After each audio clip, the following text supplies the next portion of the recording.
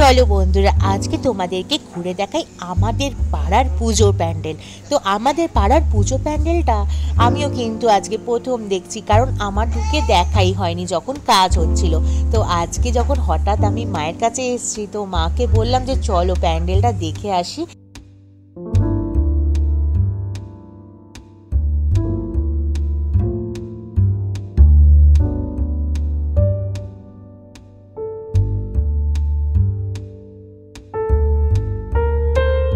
মাকে কি অপূর্ব লাগছে তোমরাই স্বচক্ষে দেখে নাও।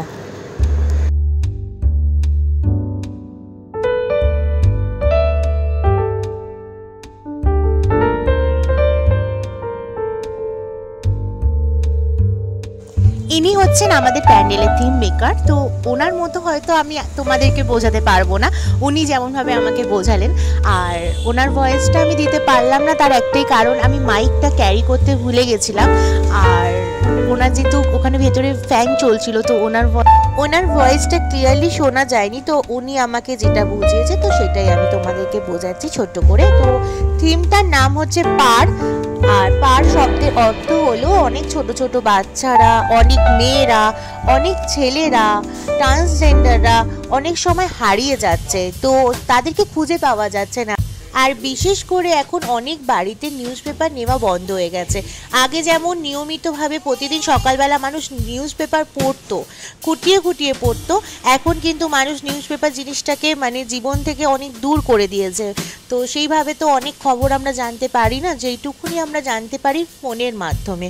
তো সেইটাকে নিয়েই ওনারা এই প্যান্ডেলটাকে এই থিমটাকে তুলে ধরার চেষ্টা করেছে। তো আমি ওনার মতোভাবে তোমাদেরকে বোঝাতে পারলাম না, তার জন্য সরি। তো যাই হোক, যতটা পারলাম তোমরা বুঝে নাও, আর প্যান্ডেলটা দেখে যতটা পারবে বুঝো। আর তোমরা অবশ্যই এসে সামনে থেকে দেখো, তোমাদের অবশ্যই ভালো লাগবে, কারণ আমার কিন্তু খুব ভালো লেগেছে।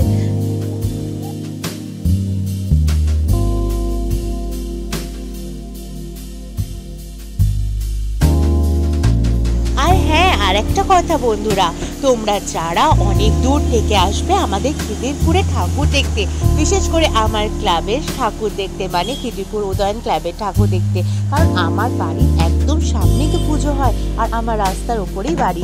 তোমরা কিন্তু অবশ্যই আমার বাড়িতে এসে তোমরা খাওয়া দাওয়া করবে, শান্তি মনে থাকবে, তারপর পুরো খিদিরপুরের প্যান্ডেল তোমাদেরকে আমি ঘুরে দেখাবো।